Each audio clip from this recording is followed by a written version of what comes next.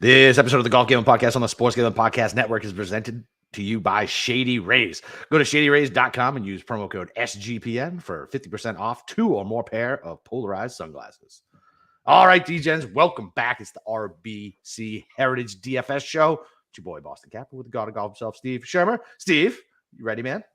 You know, I mean, I drove him to work this morning, and I mentioned last night I was kind of sad about the Masters. Today was just kind of the hangover, where I knew I had to start crunching my stats, doing the whole process again. I'm just like, it's the Heritage. I mean, it helps as an elevated field, but this is starting to be the time when, this stuff kind of becomes a grind, and it's hard to get up for these tournaments. So, yeah, I mean, listen, there's a lot of good players to talk about. We just mentioned before the show, the ownership is kind of weird. So let's break it down tonight. Yeah, it's you think we're gonna get any more WDs? You think Gron's actually gonna play this fucking thing? Well, that's my question. I guess, wouldn't he have already WD'd at this point? You would think so, unless he was just drunk all day today. He doesn't strike me as a guy who's a big drinker. Did you see him after he won the Open? It was absolutely fucking no, 3 sheets to the wind, fucking drinking out of the cup and hitting golf shots off of patios onto the golf course. Yeah, he's a tequila guy. All right, so he's a tequila guy. No, I think. He'll probably take the week. He's got two small kids now. Yeah, he'll try to take he's going to take Zurich off. I don't think he's going to go try and defend his Mexico Open championship in a couple of weeks. So you don't think so? I think he probably put more weight into that than this. But he already won it, and then that's it. But he talks about growing the game in Hispanic countries. You know what I mean? And I think that's important to him. Yeah, and that's why he skipped the the Spanish Open last year. Did he skip it last year? I thought he played it. He skipped one of those. Just because it didn't fit the schedule. So he's like, all right, I can't play this thing anymore. Yeah. So, you want to get right to it then, since we're talking about Jon Rahm. Okay, so let me ask. All right, so his ownership right now is sub 10%. Yeah, pretty low. Is it just because people are just afraid he's going to WD, or is it another reason? I think it's probably more people think he's going to WD. I think it's a silly. Right? I think that's a silly reason. You can always change your. You can always change your lineup. It's Monday. You know what I mean? So it's like, all right, if he ends up playing, maybe I'll plug him in. It's not like Scotty who's basically the same price, is getting huge ownership. It's probably a bunch of people not being comfortable down in the sixes, because that 6K range is fucking. Oof. There's some names down there. Yeah, that, their names all right. They are names. I actually like these names better than some of the names under $7,000 last week.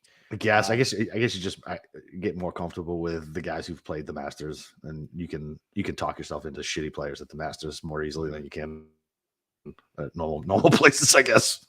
All right, so let's say Rahm stays in the field. Yeah. What are the reasons not to play him other than price? Like, is there anything about this golf course that just you don't think is going to be good for him? I mean, Rahm's game plays anywhere, right? I think it would just be more about like the fatigue of just winning the Masters, and that's look, it's an elevated event now. But I mean, he's only played here once, right? Let me pull it up. He's only played I think it was the COVID year. Yeah, it was the COVID year, which really was a different golf course. You can't really take a whole lot out of that. Yeah. Although the field strength was comparable to what we see now. You guys mentioned that on your YouTube show. And, I forgot about this being right after COVID. Oh, yeah. That was, there was no other sports happening. I remember it was great for the brand for this guy. Exactly. Where everybody's like, hey, I can't have any other sports like golf to bet on. Why don't you help me right now? So, but that was played in June. It was soft. It was Bermuda. But, man, that was a stacked leaderboard. You had that was when Bryson just came out of COVID. He was firing balls over the range net. Yeah. I think he finished top 10 that week. Yeah. That was fun. Can we go back to that former Bryson that was hitting a mile and his irons great and just it looked like he was going to win everything? I didn't like him then. I just like him. I just like him more now. I still didn't like him back then. He was such a weird cat. I was never a Bryson guy. I know you weren't. There's a bunch of guys who you were never that guy. But all right, so back to Rahm.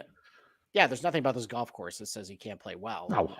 If he plays good, I'm looking at both Rahm and Scheffler. They don't have a lot of ownership. I love a ton in the $8,000 range. And honestly, me too. I can probably that $9,000 range, it's full of really good players, but at this golf course where, no one's hitting a whole lot of drivers, and a lot of some of those guys in the $9,000 range, the driver's their biggest weapon there.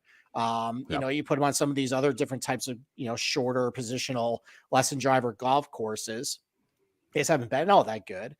Yeah, I think if we're getting some ownership leverage with Rahm and Scheffler, just maybe take one of those guys, and then you can take 2 or 3 guys in the 8s, and stay in the 7s. Yeah, you need to still stay in the 7s. Yeah, I don't hate it. I do like. Morikawa is going to be uber chalk, and so is Cantlay. I'm fine with skipping on Cantlay, even though everybody's betting him. I don't know.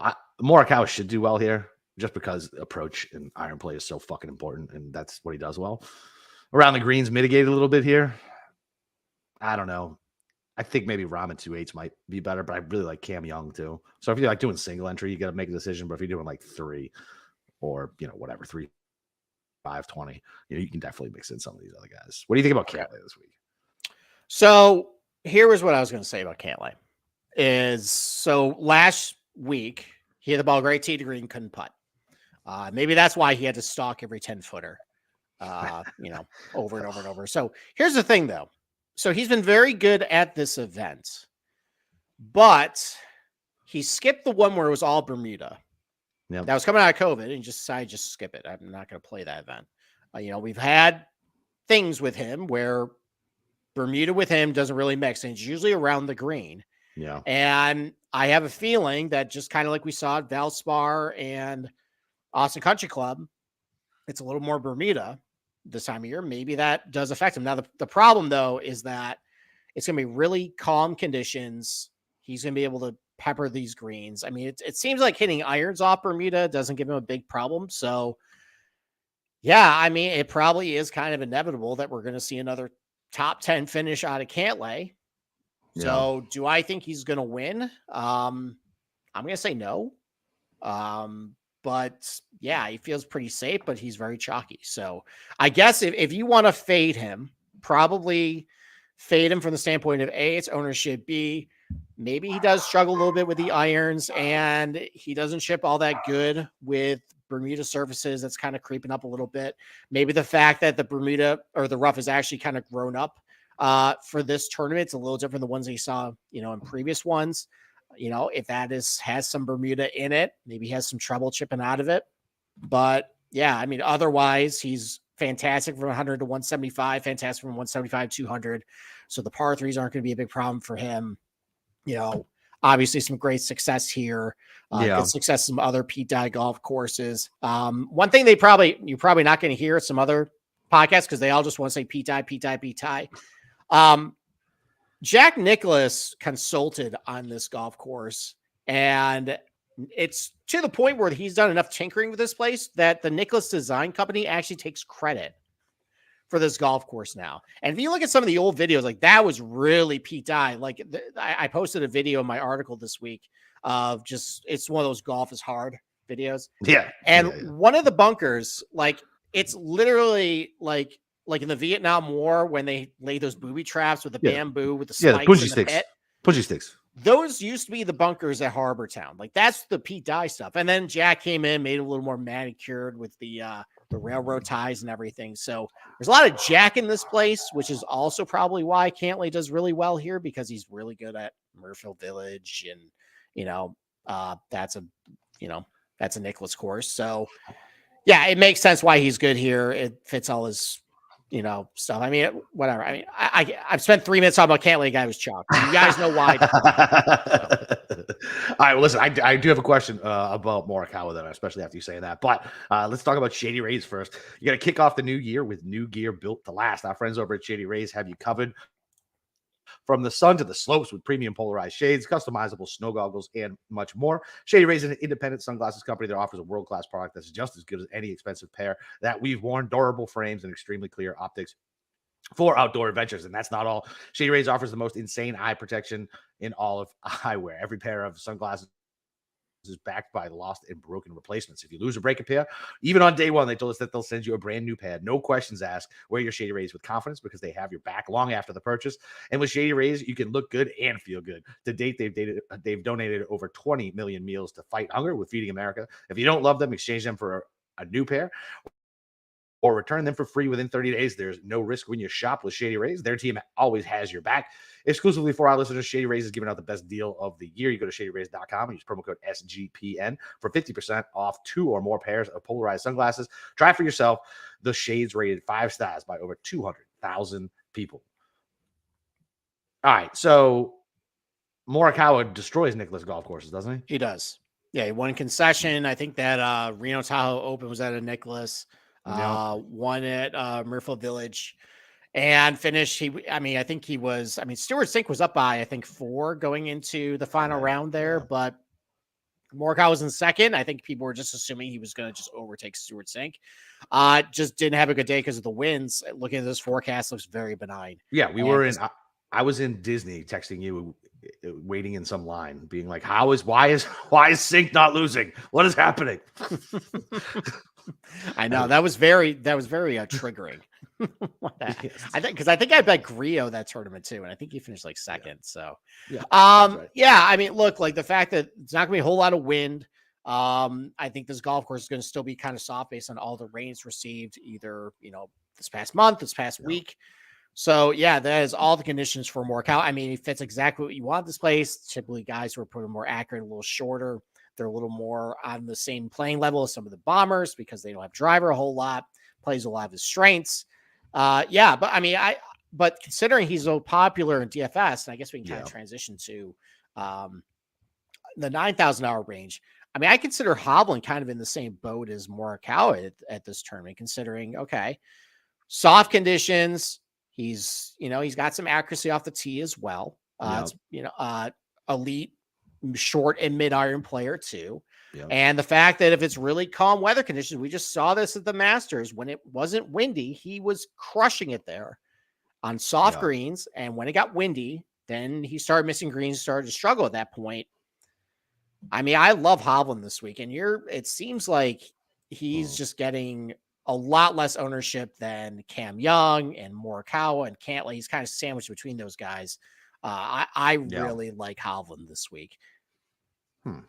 Okay. All right. I mean, and here's another point too. I mean, what's the difference between this place and Mayakoba?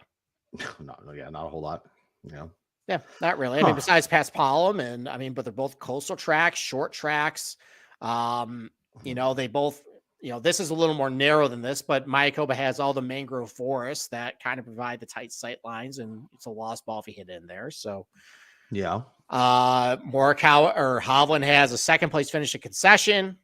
There's Nicklaus ties. I finished third at the Workday Charity Open. Obviously, really good at TPC Sawgrass. Got a couple good finishes at Valspar. You see a lot of guys who go to Valspar. Good here. He's got a fourth place finish at Wyndham and back in 2019. Like, he's a lot better. Some of these, shorter, plotter, southeast golf courses, I think people give him credit for. So, I really like Hovland this week a lot. All right. I don't hate it because I thought about it, but I don't know. It's probably just still so fresh. The shit that he pulled yesterday was just okay. Recall the first round. Yeah. No, and recall Sunday morning the 5 straight birdies when there wasn't a whole lot of wind. Yeah. I mean, the wind's definitely something to monitor. Yeah, the wind's definitely something to monitor, right? So I don't know. I mean, do you think like 15-mile-an-hour gusts or anything? Well, the thing is with Harbor Town, it's so protected by the trees. Yeah. You don't really feel it a whole lot. Okay.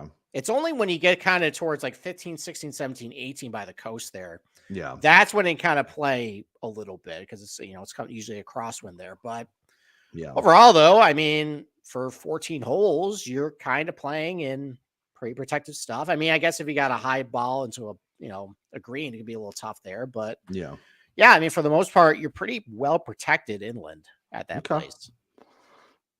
Okay. All right. Well, so you have no love for Cam. You have no love for Cam Young?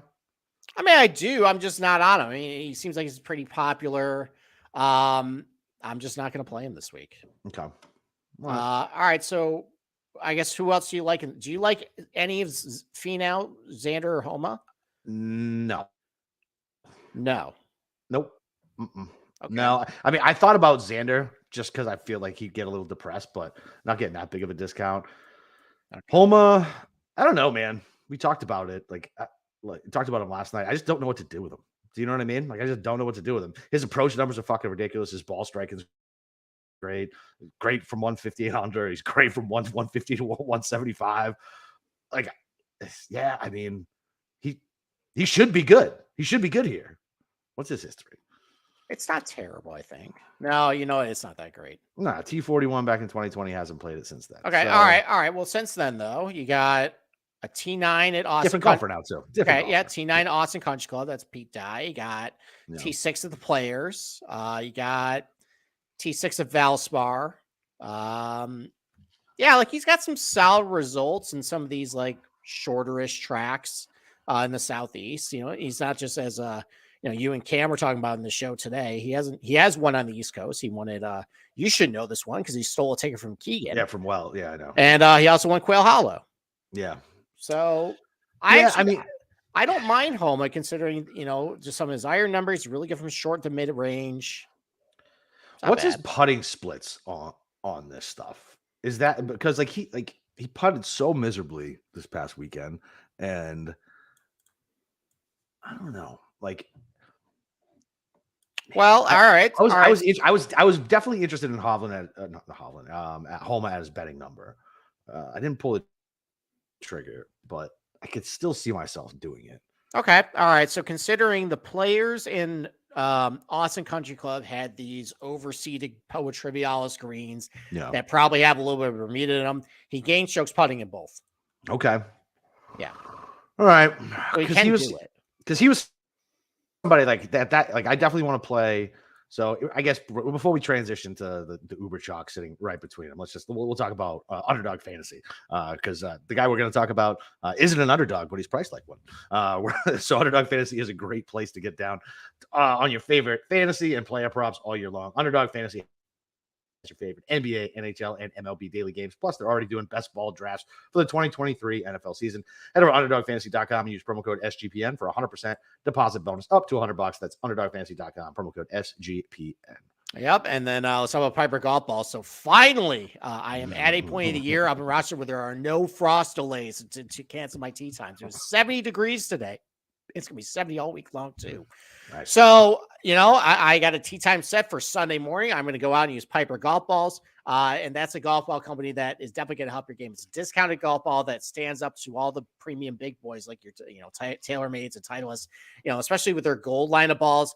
That's their 4-piece urethane ball. It's got a high ball flight, a soft feel, and gives you a lot of extra spin and control around the green to really help you lower your score. So go to piper.golf/GGP. You get 10% off your first order using promo code GGP. You also opt to subscribe and receive scheduled shipments of golf balls at a 50% discount, and you get free shipping on any orders over $50. So go to piper.golf/GGP and improve your game today. All right. So 8,900 JT. When was the last time he was priced at $8,900? It's been a while. It has to be years, right? Mm-hmm. And I even said I'd give him a break for what he did, right? Because he's going to be good playing conditions and house cat, I guess more of an alley cat now. But ownership is coming in at like 16 right now. Like, it's going to be higher than that. People are going to fucking play him at 8,900. I think the case you just made for Homa is a nice pivot away from JT, because normally you'd look at a price like this and be like, all right, that's a fucking free square. But I don't trust his putter in the fucking least. Like, it's not good. It's just not good. So I think that's a nice pivot point. I think Homa's a nice pivot point away from JT. Okay, so the counterpoint to the putter thing is Speed's putter was a mess before he won Heritage last year, right? Yeah, that's true. Yeah. So that's why I kind of like Thomas at the beginning of the week, because, kind of like, Morikawa and Hovland, he's got an awesome track record to kind of some of these shorter Southeast positional golf courses. He's won a TPC Southwind. He's won the Players Championship. He's won a Waialae too. Got a lot of really good top 10. He's got a TA to that Harbortown COVID one. Oh, yeah. Well, so there's past success here. I think he finished 11th there back in 2015.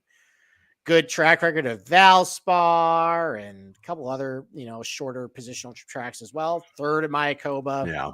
So yeah, I really like JT. But the secret's out. You're not getting any leverage off of him. No.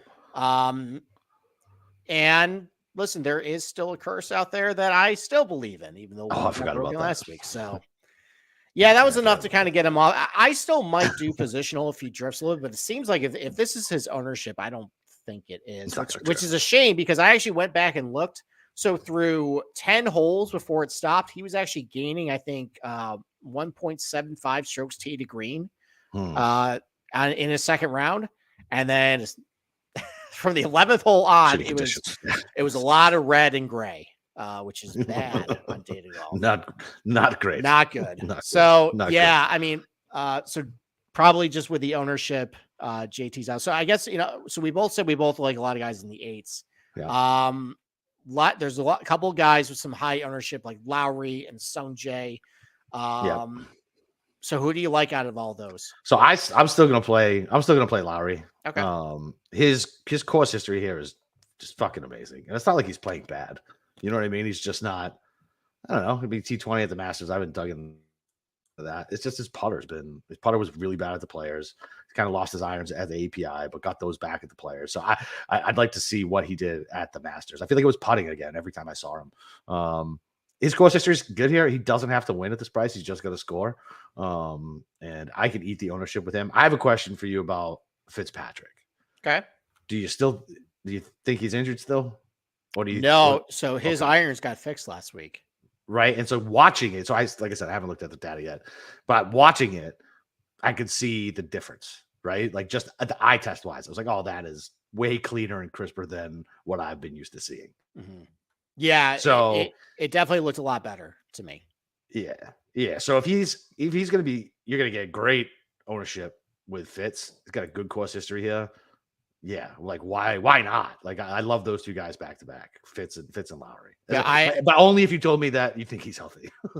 I think the fact now we got fooled with this before because he hit his irons pretty good at Bay Hill and then that's true. Shit just hit the fan for the next two tournaments where then I sent a video to you about, hey, this is what he's doing. This is terrible. Right. But no, I mean, the fact he gained over a stroke per round at the Masters with the irons, he comes to a track here. I mean, I'm actually surprised the ownership isn't higher considering he had a top 10 finish. And I guess like there's the narrative that he's got like a Harbor Town towel on his bag. So he likes the place. I guess I'm surprised that the ownership is not there for him. But yeah, I do think he might have righted the ship a little bit. If he's coming in sub 10%, I definitely like him for DFS here. Sorry, I had to go on mute for my stupid dogs. That's okay. His course history is pretty decent too, isn't it? Let me pull it up. It's pretty good. I mean, I think he's only got a couple top 10s. It's a lot of like really solid, steady finishes. So like 2020 T14. Like T4 in 2021, he got cut in 2020. Yeah, he's got a high floor basically. Yeah, I like it. All right. I like it. How about Sam Burns? Why not? I'm just not a Burns guy, man. Okay. All right. So I guess let me know what's the difference between these places and Heritage. Okay. Right. Austin Country Club got to win. Yeah. Colonial got to win. Yeah. Valspar 2 wins. Ugh. He's got a 9th at Heritage. He's got a 2nd at Southwind. He's got another 6 of the Valspar. He's played good at Players and then just kind of blew up in the final round.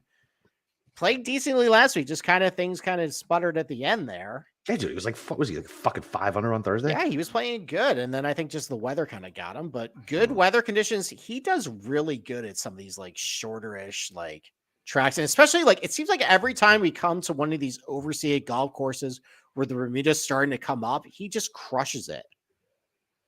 That is true. Yeah.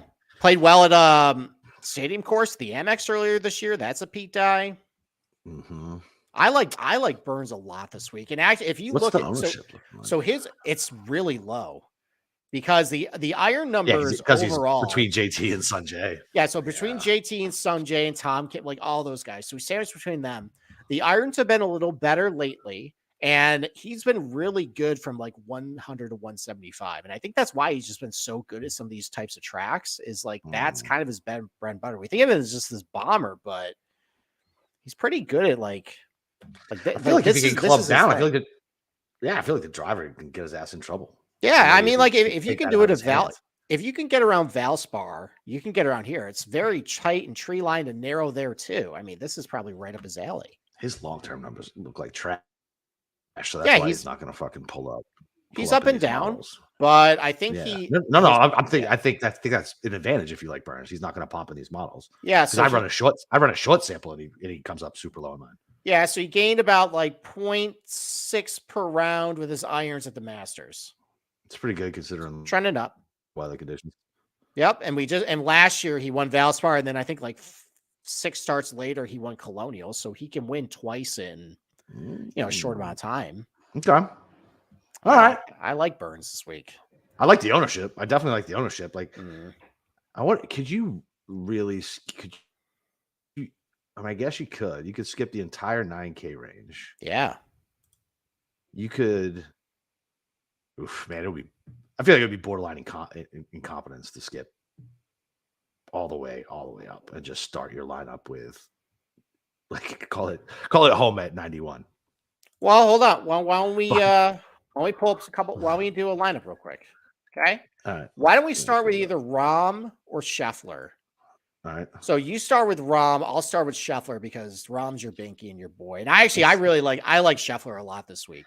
So I don't care about the putting woes. We just saw Jordan Spieth last year struggle with the putter, but just because he just was so great with the ball striking, he hit every green, didn't really matter at this place. DK, I do not want rainmakers. Every time I open this fucking thing, they want me to get fucking rainmakers. Like, well, I guess they're not going to be a sponsor. I don't even opt in for the free ones. I've turned down free ones. Like every time I open the app, what makes you think I want to get into it? All right, explain rainmakers to me like I'm a 5-year-old. I can't. So I can't. So here's the deal. I'll explain it wrong and I'll get roasted. But here's the deal. It's basically like an NFT.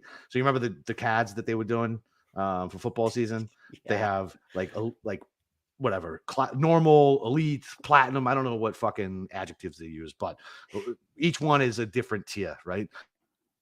And you can buy these packs and you open them, you get the CADs. And then if you have that golfer, you put them into these tournaments and whoever has like the best CADs wins the tournament. But it's heavy investment money. Like the guy, Jesse does it, Wiley does it. Like if you want to be good at it, it's not even good. You have to invest money to fucking get the right CADs. And I guess the thing is like it ends after the season. So like I guess like if you get somebody who you like high on long term, then you can go because you can buy them in the aftermarket. It's just too much for me, and I don't have the type of money to fucking be serious in it. So I don't even bother. So you open cards digital. Like, do you just take your finger and just like do this and like open? I don't know like that. I don't know. You probably hit a button and it like does a big unveil. Oh, like a little pop, like a. Did you play the new Madden or last year's Madden? No, I don't. I haven't played a video game in 6 years, buddy. So yeah, I know, man. I bought a PS5 and like in hopes that I was gonna play it. I got it set up in here and I haven't started playing because I bought it because I wanted to play the PGA, but I was like, I don't have fucking time anymore. But anyway, so like the old Madden, like not the old Madden, but last year's Madden. It was the same thing, like packs, and like you'd open it up and you're trying to build this like Hall of Fame pack. I was like, I thought I had to do it for like the first like 2 weeks I played it. I realized I could just skip that stupid fucking part of the game. I was like, oh my God. All right, let's get back to our point. I'll start with Rob. So. Okay, all right. So I'll start with Scheffler. I'm going to put Burns, and I'm going to put Fitzpatrick in this lineup. All right. I'm going to put my boy Bezainhout. Oh, all right, I got 7. I got. Why not at this place? Okay, we'll get to Bezainhout. This is Bezainhout season, man. No. All right, there's no such thing as Bezainhout season. All right, so now I get $7,400 to play with, so I can pick I don't know. I can take a Justin Suh. Mm-hmm. And I can I can fit in a chalky $7,800 option, probably a Russell Henley. So I could go Rye, which would get me 7,400. Okay. What do you think about Mac Hughes? Seems like a Mac Hughes course.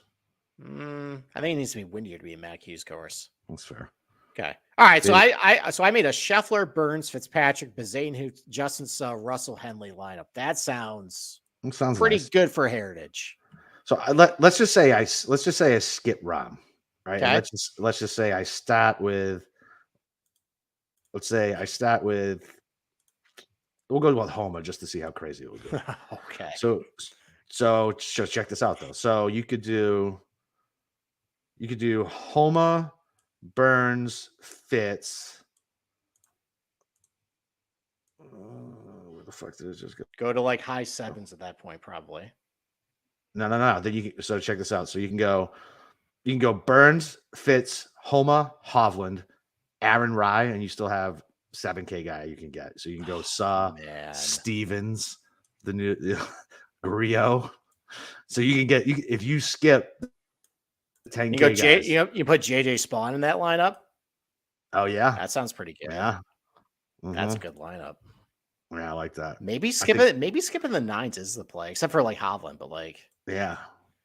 I guess other than Cam, you're definitely gonna get leverage with Finau, Xander, and Homa, but although you're putting Homa in that too. Yeah, I'm not putting Finau in. So I got Burns, Fitz, Homa, Hovland. Am I?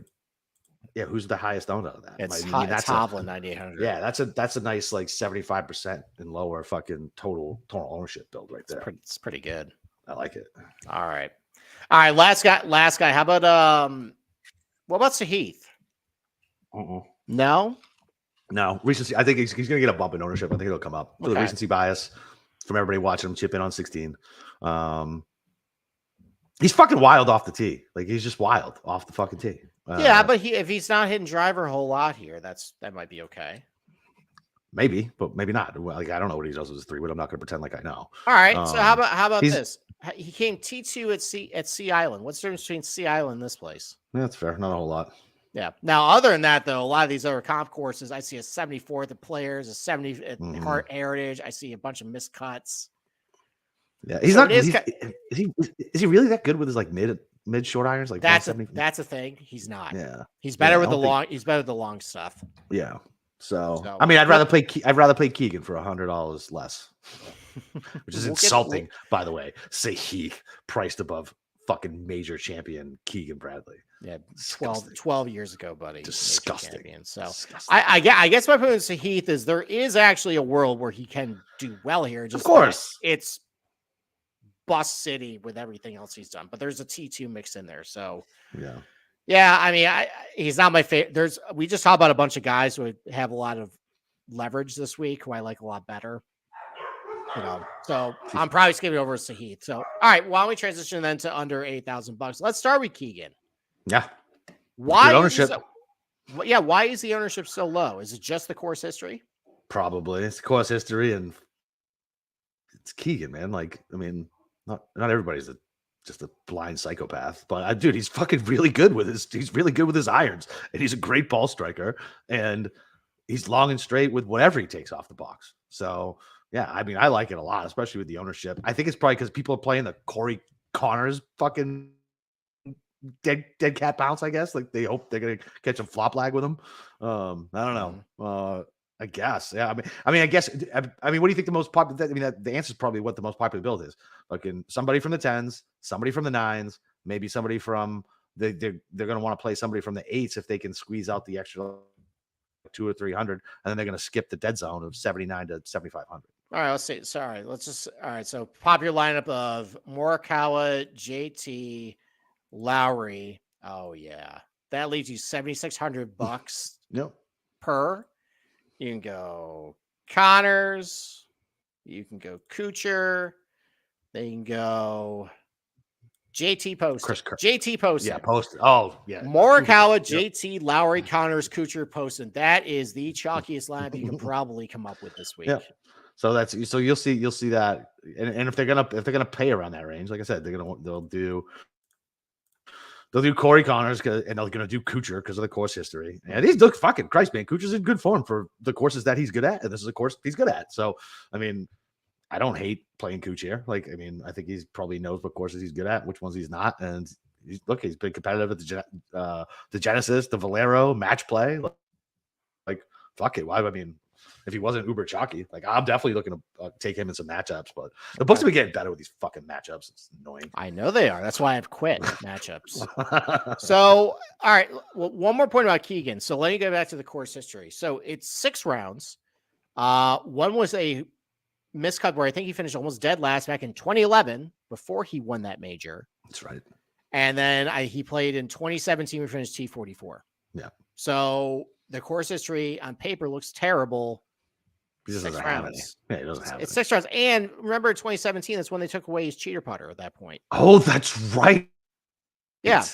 So that happened in 2016. So he was still kind of finding his way at that point. And he hit the ball fine. That's where he didn't putt very well, obviously, because he's like, he's like this. Didn't know what to do with himself. I know.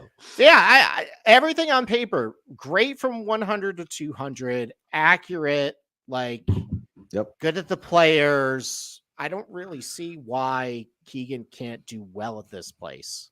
Yeah, I agree. All right. Let me ask another question. Yep. So the popular options in the upper sevens, let's put Henley, Connors, Kuchar, Rose, Ricky, Siwoo, and Chris Kirk. Yep. Who busts of those? Ooh. I would.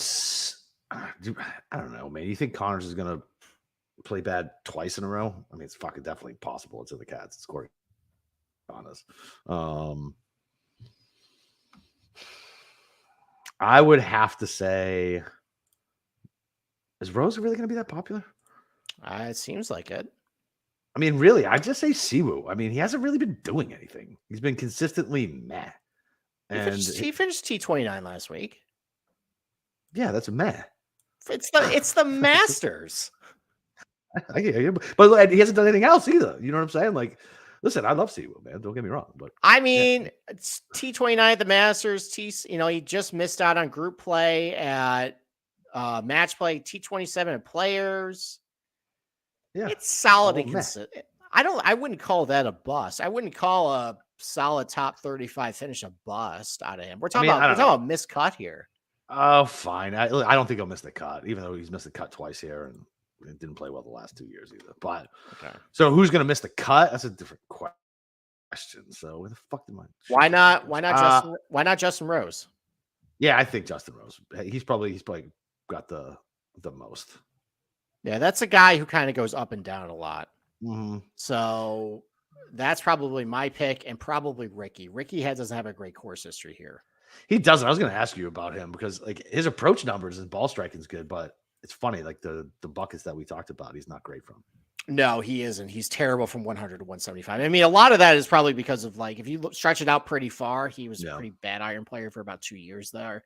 Yeah. But yeah, I just considering the track record, matching that up with some of the products that we know he's not very good at, and the fact he's never been really good here, that's probably a pass for me. Yep, I'm with you on that. All right, you want to talk about Tom Hoge real quick? Yeah, man. All right, make the case. He's one of the. I mean, look, he's not one of the best iron players in the world, but he is. What do you think? What do you think isn't like hyperbole? Do you think it's like top 10 wedge player? Do you think that's crazy to say? Top 10 wedge player? Yeah. Yeah, top 15 probably. All right, so it's not like crazy, right? Like, he's that good with that shit. He just missed the cut. His course history here should be better here. That's the only thing that really frustrates me. That's the thing. It should be better everywhere. That's very fucking fair. It's Tom. He kind of has this Sahith thing going on. So he's got a third at Players, a fourth at Sea Island, a third at Mayakoba, a third at Waialae, a ninth at Sea Island. And then there's like 30 other tournaments where he's like missed the cut or finished like T16 above. Yeah. And a lot of it is even including when he's been like decent too. Yeah. There's no casino anywhere near here, which is helpful.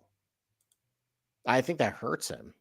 I think that helps him. I mean, maybe he's staying up online playing digital blackjack at that point. Yeah, maybe. But yeah, that's true. Very true. I think he's worth a play. I think maybe he's a better bet than DFS play, just because you're right. The the floor is fucking low, and you can find some other guys around the same price tag that are probably a little safer. I guess. So earlier, his ownership was pretty high. It's come down a lot, though. I noticed that too when I reopened it tonight. I was like, okay, it's dropped a little bit. Yeah. So I actually think it might be the opposite. I think if he's getting sub 7%, I think it's DFS leverage play. I don't know if I really want to bet him though. To be perfectly honest, I already bet him. So I know you already bet him. So another thing that I mentioned last night when I tried to make the case for Tom Hoagie, I'm like, oh, he just played great at Austin Country Club. I confused him with JJ Spawn. So maybe I'm just off. Yeah, maybe on that. Maybe because Hoagie actually played pretty bad at match play. I feel like he's not a match play guy.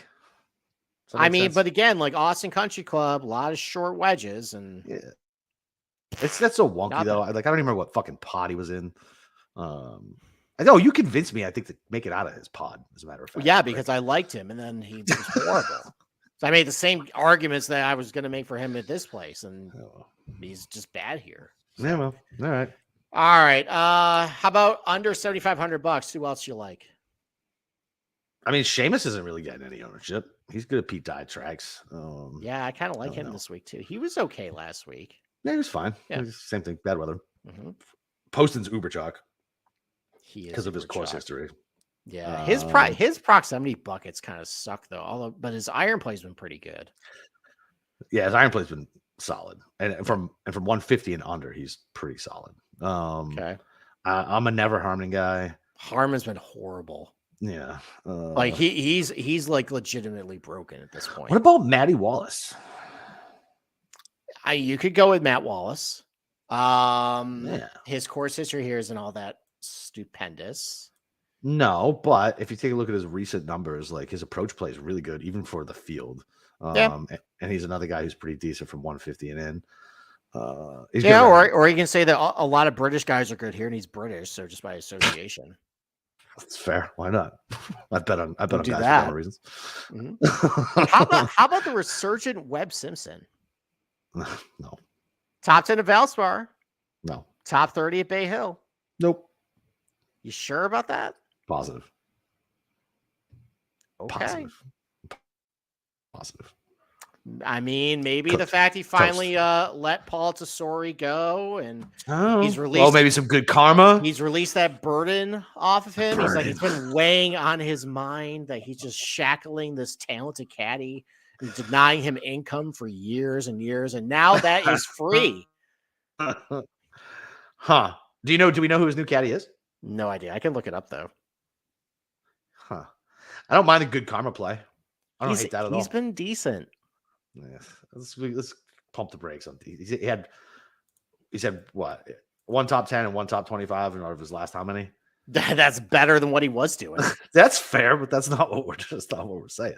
I mean, what's his ownership right now? Yeah, it's 7.2. It's a little higher than what I. Yeah, it's not crazy. It's not all right. One. How about Denny McCarthy? What's his ownership? What it always is. It's 7.7. 7 will end up at 10. Yeah. What's Sam Ryder been doing lately? That's the dude you play on coastal tracks. He did well at Valero.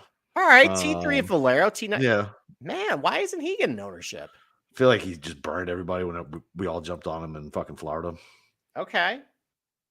All right. How about I've heard Ben Martin's name a little bit, but I like him. Chalk. Is he really? No, he's gonna be. He's getting talked about. I think I've seen him on people's fucking betting cards, for Christ's sake. That's dumb. I mean, positional, that's fine, but outright, that's stupid. Yeah. How about the Ponzi scheme? Cam Davis luring us back in with that 65 at Valero after shooting at opening day 80. Yeah, it's beautiful. Finished top 10 last year here. You can't do it, and his ownership. Fucking listen, no, he's not doing it. Cam Davis is a hell of a drug. Let me tell you. He really is. He really is. Really is. Dude, his ownership is at 10%. All right. So why don't you like Christian Bizainu? Is it just because you just don't like him, or is it a legitimate golf reason? He sucks. He's not good. Hang on, let me pull it up. Okay, $7,100, and all the guy does around this time of year is top 40. He just Casey Kasem's every single tournament. I guess, man, but we need scoring in DK. I don't need a top 40 and fucking a bunch of paths and some bogeys. I mean, it's good for a 6-6. That's fine, but for a ceiling play, he ain't it. Okay. Yeah, man, I just can't get behind the guy. Iron play's been pretty good with him lately. Yeah, I was just looking at those. Approach numbers look actually pretty good at Valero and at the players. Yeah. Yeah, I don't care. No. Nope. Okay. How about going back to the guy who cost me a charity bet, Adam Svensson, last week? Is this a Svensson course? I think it is. I mean, he won Sea Island, right? Oh, yeah. Yeah. Oh, all right. Maybe. I get behind Adam Svensson. I mean, I can get behind that. 13th in players. I can get behind that. Plus, him and his wife are a funny follow on social media. She still makes him like build shit. And the other day, she like took a picture of him like cleaning the carpets. And she's like, "Yeah, we got the means to have somebody do it, but we ain't paying for that shit." I was like, "My kind of people." He's got 7th at Sony. Yeah, I get behind a T26 at Harbortown last year. Yeah, I don't hate Svensson at 7. All right. Would you rather play him or Aaron Rye? Aaron Rye's burned me so much. I know. That's why I asked. I mean, because the numbers look good. Honestly, their profile is basically the same player. They're both fairly accurate off the tee. They both hit their shorter irons pretty good. They're both gained about half a stroke per round with their irons last 12 rounds. I mean, they're basically the same player. They're pretty decent at some of these other comp courses. Yeah, I think they're pretty interchangeable. Okay. Yeah. It's Griot. I'm never Griot. He burned me way too early in life. Like when I was like first playing DFS, the non-putting was just too much. I wanted to kill myself. So what does it take for a guy to like get off your off your like trauma list? I don't know, man. Yeah. I will always make exceptions, but like I gotta see something. Like I'm not just going to Griot to go to Griot. I got my own losers that I do that with. I don't need to add to the list of bums that I add to my betting card or my DFS lineup. Okay. What do you think? So, what do you think about Sam Stevens? Because you like Sam Stevens, right? In general, do I like Sam Stevens? Yeah. I mean, were you talking about him? I mean, his iron numbers are pretty good. I thought you were talking about him coming into Valero. I could be far wrong. It could be another guy. I think Matt Gannon actually brought him up, and I'm like, yeah, that's maybe it was Matt. Yeah. I mean, I think I prefer Justin Suh at $7,000 if I really want to be honest. Yeah. Okay. We would like you to be honest, Steve. All right, 6% ownership. I mean, he basically is fitting exactly what you're looking for at Harbortown. Accurate off the tee, pretty good with short irons. So these flat 7K guys, there's a bunch of options. How about Taylor Montgomery, $7,500? We just don't care about him anymore. Dude, his approach numbers are so bad. He's got to do it. I mean, they're always bad. What's he been doing? Let me pull it up because I looked. It was funny. I thought about him. I thought about him for first round leader, just like off the jump. Like I was like, oh, Taylor Montgomery might be a first round leader. T22 Valero, T44 players after he put 8 in the water on 17. Oh, I know, it's crazy. Top 40 at Bay Hill. Yeah. It's not horrible. It's not horrible, but I mean, he beats up a lot of these bullshit tracks, like 12th at Sony, 15th at RSM, 10th at Mayakoba. Yeah. I mean, I don't, what's his ownership? Can't play everybody, man. We got to, you know what I'm saying? Like, I'm just saying there's a lot of good plays down here. At 2.6%. Yeah. I mean, I don't hate, but I already created a lineup where I like all the guys in my lineup that I have leverage on. I don't have to add somebody who I'm like going to be shrieking at when he fucking misses the green fucking 8 out of 9 times in the first 12 holes. I mean, I guess why can't Sam Montgomery do what like a Denny McCarthy does here? I guess he could. I mean, Denny's better with his eyes than this fucking kid. Is he? Yes. Not by much, but yes. As I look. All right, fine. Lately, not by much, but yes. Lately, he has. Over his career, not so much. That's fair, but Taylor Moore from 150 to 175 is dead fucking last in this field. Oh, Taylor Montgomery, not Taylor Moore. Taylor Moore is a much better player. No, yeah. No, sorry, I put up the wrong one. Yeah. So, okay, yes. Taylor Moore's the one who's dead fucking last with 150 to 175. Is he really? That's gotta be it. Yeah, it's gotta be something wrong with that. Yeah, I think there is something wrong with that. I think it's not picking up any rounds. I don't know, whatever. It doesn't matter. Broken? Probably. Yeah, that's definitely not true. Now, Taylor Montgomery definitely is the one that I think is his approach. He's 133rd on approach out of this field. I know. It's pretty bad. Yeah, I don't mind a little Taylor Moore this week too. Yeah, we're naming everybody at this point. I know. Yeah. All right. Let's talk about any 6K guys that you like. All right. I mentioned JJ. You said you like some guys down here. Yeah, JJ Spawn's a good play. I missed him. I missed him somehow. I missed him somehow. Yeah. I had Brendan Todd kind of burned everybody at Valero, but he's 6% ownership. This is a Brendan Todd type track. Nope. You can go back to him. Ben Griffin. I think I'm off Ben Griffin.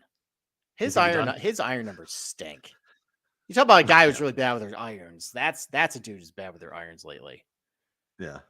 Tyler Duncan, is that bubble popped? So what's funny is he's the one who's got a pretty decent course history too, right? I think he does. He won RS. T12 last year, T28 the COVID year. So that was a stacked field too, and he's still T30'd, or he came inside the top 30. Hey, won RSM. Mm-hmm. Yeah, I kind of like some Taylor Duncan a little bit. Pankazayer's been okay here.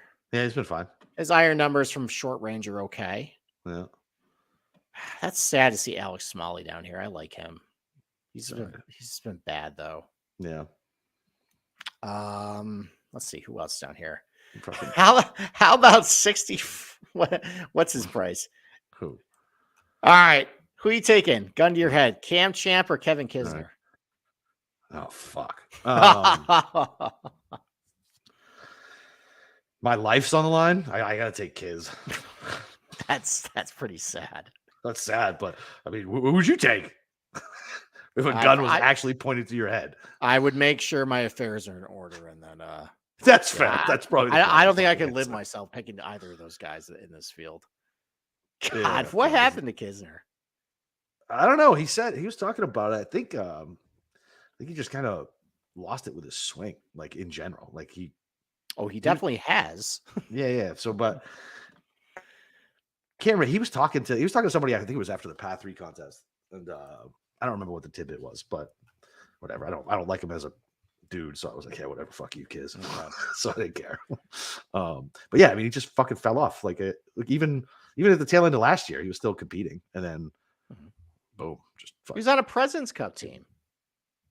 Yeah, he might be on the team again because Will Zalatoris got injured. He is not going to be on the fucking team. All right, try it. All right, you know what? All right, end of Harbortown RBC Heritage discussion. There's no one really else down here unless you got any other names. Actually, I wanted to ask you about somebody, but pull up whatever you're going to pull up. So I was just going to ask you about what about my boy?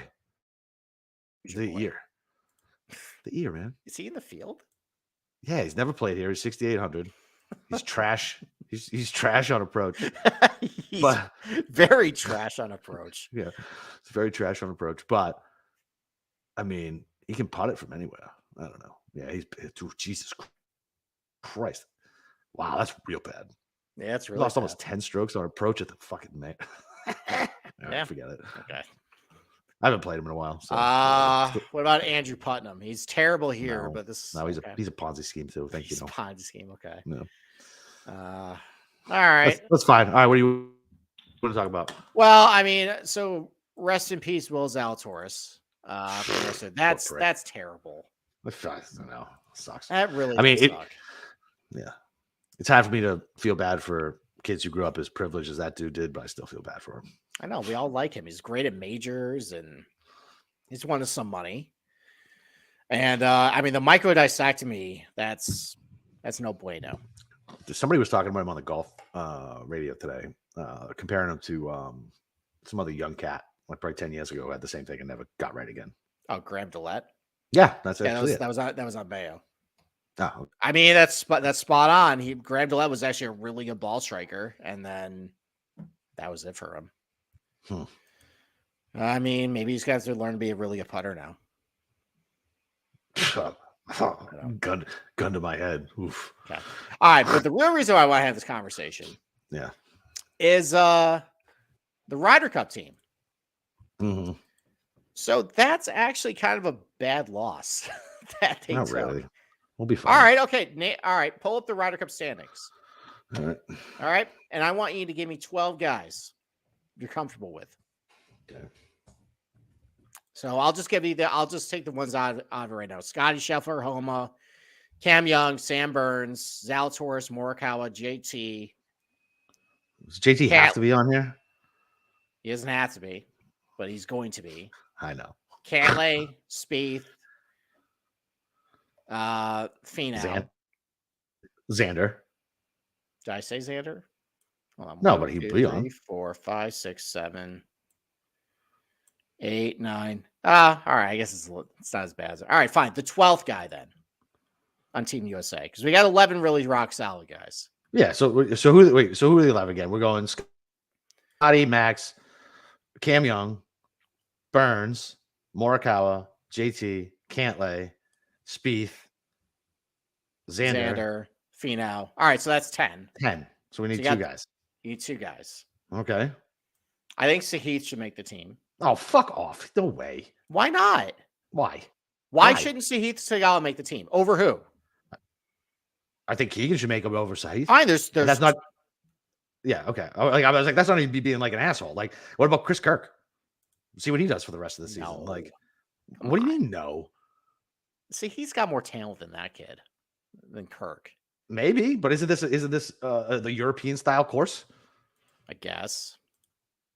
I don't know. I'm just damn. My wife's Finau's all the way at 19, huh? He hasn't been playing all that good this year, and they just started accruing points at the beginning of the year. I guess my point is the last 2 spots are kind of dicey again for USA. Yeah, but the last fucking 8 spots for Europe are dicey. So that's not the last 4 spots are dicey for Europe. Hold on, let's take a look at Euro. It's actually not bad. And don't go to the European. Click the world points.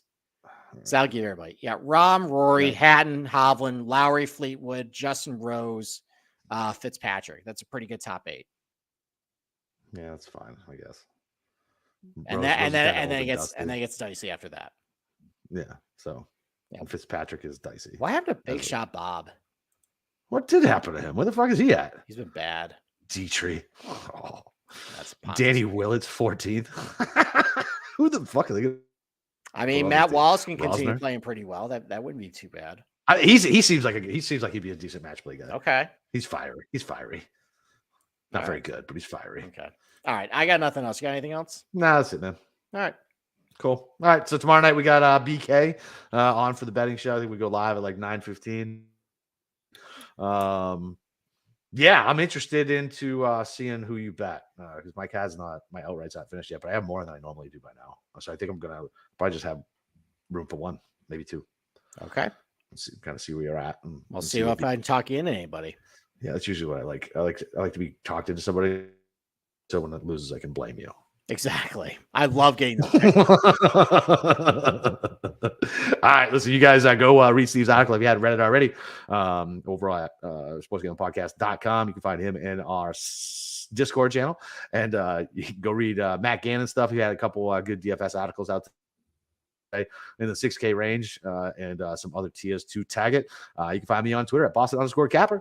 It's fucking RBC week, baby. Let's fucking go.